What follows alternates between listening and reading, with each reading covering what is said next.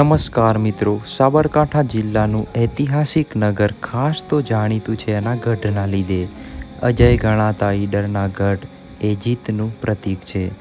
હજારો વર્ષોથી અનેક ઘટનાઓને સાક્ષી બનેલા આ ગઢના ગૌરવપદ ઇતિહાસ પર એક નજર કરીએ. અમદાવાદથી 120 કિલોમીટર દૂર આવેલું, અરવલ્લીની ગિરિમાળાઓમાં આવેલું અને ડુંગરોથી ઘેરાયેલું ને વિકસેલું ઐતિહાસિક નગર એટલે ઈડર.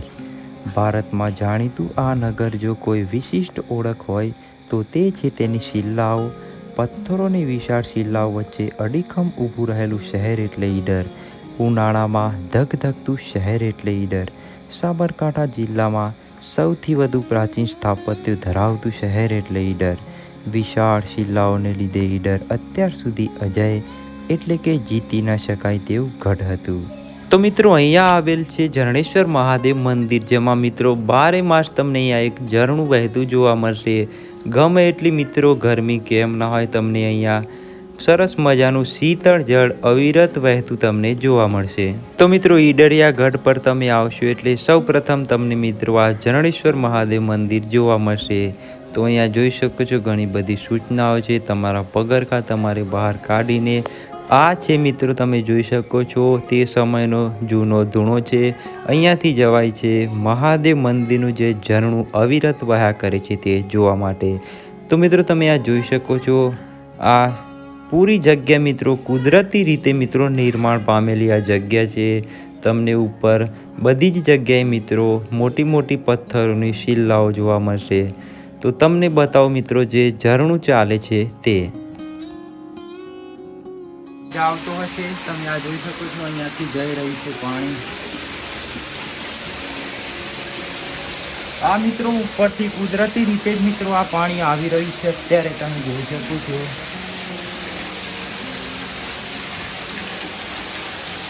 અને મિત્રો અહીંયા આવેલું છે તમે શિવલિંગ જોઈ શકો છો ને ચારે બાજુ તમને આ પથ્થર જોવા મળશે.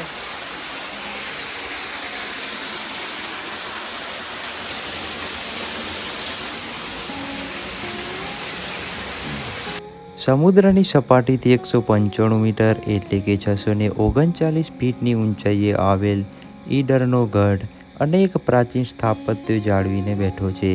ગઢની અંદર આવેલા ઝરણેશ્વર મહાદેવ મંદિર ઉનાળામાં ધોમધમતા ઉનાળામાં પણ તમને શીતળ જળનો કુદરતી અભિષેક જોવા મળશે. તો મિત્રો ઈડરિયા ગઢના ઇતિહાસ પર નજર કરીએ તો મિત્રો ઇલ્વ અને દુર્ગ તરીકે ઓળખાતા ઈડર નામનો ઇતિહાસ પણ રોચક છે. કહેવાય છે કે અહીં આવેલા પર્વત પર ઇલ્વ અને દુર્ગ નામની બે દુષ્ટ આત્માઓ રહેતી હતી. તેમના નામ પરથી ઇલ્વ અને દુર્ગ નામ પડ્યું એવું કહેવાય છે. સંસ્કૃતમાં ઇલ્બનો અર્થ થાય છે કિલ્લો અને દુર્ગનો અર્થ થાય છે મુશ્કેલ, જે કિલ્લાને જીતવો અશક્ય હોય. તે ઇલ્વ અને દુર્ગ, આ ઇલ્વ અને દુર્ગનો સમયાંતરે અપભ્રંશ થયું અને ઈડર નામ પડ્યું.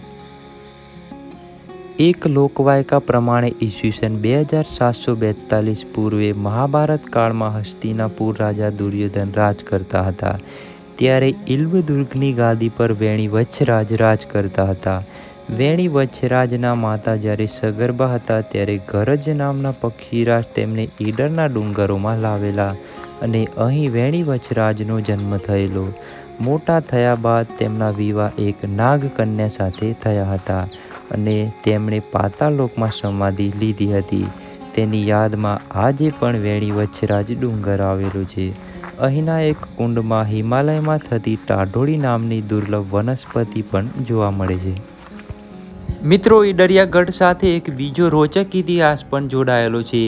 ઇલ્વ અને દુર્ગ તરીકે ઓળખાતા ઈડર નામનો ઇતિહાસ પણ રોચક છે. કહેવાય છે કે અહીં આવેલા પર્વત પર ઇલ્વ અને દુર્ગ નામની બે દુષ્ટ આત્માઓ રહેતી હતી. તેમના નામ પરથી ઇલ્વ દુર્ગ નામ પડ્યું એવું કહેવાય છે. સંસ્કૃતમાં ઇલ્વનો અર્થ થાય છે કિલ્લો અને દુર્ગનો અર્થ થાય છે મુશ્કેલ, જે કિલ્લો જીતવો અશક્ય હોય. તે ઇલ્વ અને દુર્ગ, આ ઇલ્વ અને દુર્ગનો સમયાંતરે અપભ્રંશ થયો અને ઈડર નામ પડ્યું. એક લોકવાયકા પ્રમાણે ઈસવીસન 2742 પૂર્વે મહાભારત કાળમાં હસ્તિનાપુરના દુર્યોધન રાજા રાજ કરતા હતા. ઇલ્વદુર્ગની ગાદી પર વેણી વત્સરાજ રાજ કરતા. વેણી વત્સરાજના માતા જ્યારે સગર્ભા હતા ત્યારે ગરજ નામના પક્ષીરાજ તેમને ઈડરના ડુંગરોમાં લાવેલા અને અહીં જ વેણી વત્સરાજનો જન્મ થયો હતો. મોટા થયા બાદ તેમના વિવાહ એક નાગ કન્યા સાથે થયા હતા અને તેમણે પાતાળ લોકમાં સમાધિ લીધી હતી. તેથી એમની યાદમાં વેણી વત્સરાજ ડુંગર પણ અહીં આવેલો છે.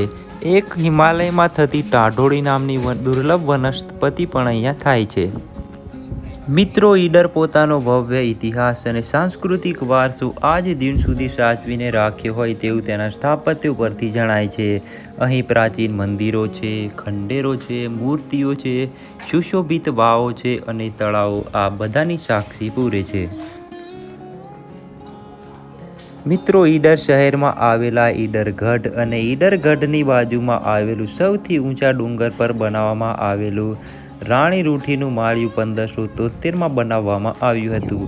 જે મહારાણી જ્યારે રૂઠતા હતા ત્યારે પોતાનો ઘોડો લઈને તે ડુંગર પર આવેલા માળિયામાં જઈને બેસતા હતા. ત્યારબાદ રાજા ત્યાં જઈને તેમને મનાવીને પરત લઈને આવતા હતા. મિત્રો, રાણી રૂઠીના મહેલ માટે એક રસપ્રદ વાર્તા પણ છે. 1573માં ઈડરના રાજા રાવ નારાયણદાસ મુગલ રાજા અકબર સામે યુદ્ધમાં હારી ગયા પછી પોતે પોલો ફોરેસ્ટમાં ભાગી ગયા હતા. રાણી તેમના ઘા પર દવા લગાવતી વખતે કટાક્ષ કર્યો. તે તેમનું રાજ્ય ક્યારે પાછું મેળવી શકશે નહીં. પરિસ્થિતિથી ગુસ્સે થઈ રાજા આ સ્થળ છોડી દીધું અને માત્ર થોડા વર્ષો પછી તેમનું રાજ્ય પાછું મેળવ્યા પછી તેઓ પાછા ફર્યા ત્યારે તેમણે પત્નીનો ચહેરો જોવાની ના પાડી દીધી હતી. આથી રાણી અસ્વસ્થ થઈ ગઈ અને મહેલ છોડીને ખડક પર નાનકડી ઇમારતમાં ચાલ્યા ગયા હતા અને આ ઇમારતનું નામ પડ્યું રાણી રૂઠીનું માળિયું.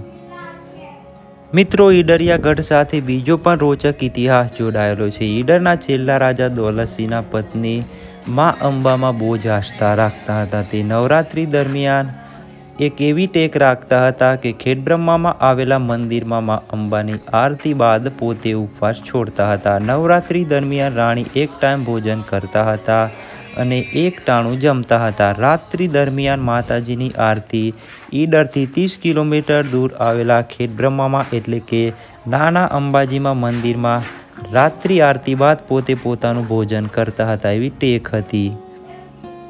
અને મિત્રો, ખેડબ્રહ્મા જવાનું શક્ય ના હોવાના કારણે તે અંબામાના ધામમાં મશાલની જ્યોતના દર્શન કરીને પોતાનો ઉપવાસ છોડતા હતા. અને મિત્રો, અહીંયા વજેશ્વરી માનું પ્રાચીન મંદિર આવેલું છે. તેની નજીકમાં જ મિત્રો લખુમાનું તળાવ આવેલું છે. જે મિત્રો 20 વર્ષની કઠિન મહેનત બાદ તે ખાબોચિયામથી તળાવ બનાવ્યું હતું. તો મિત્રો, ઈડરિયા ગઢની આજુબાજુ તમને ઘણા બધા ધાર્મિક સ્થળો જોવા મળશે. તો મિત્રો, તમે અહીંયા જોઈ શકો છો, અહીંયા સંત શ્રી લખુમા તળાવ વિશે તમને અહીંયાથી માહિતી મળી જશે ને આ છે મિત્રો તે તળાવ. હવે આપણે પહોંચી ગયા છીએ મિત્રો મહાકાલી માના મંદિરે. તો મિત્રો, આશા કરું છું કે આ વિડીયો તમને પસંદ આવશે. જો વિડીયો પસંદ આવે તો મિત્રો વિડીયોને લાઇક કરી દેજો. ચેનલમાં ન હોય તો મિત્રો તમે ચેનલને સબસ્ક્રાઈબ કરી દેજો. આગળ પણ આવા જ ઇતિહાસના વિડીયો જોવા માટે ચેનલને સબસ્ક્રાઈબ કરી દેજો.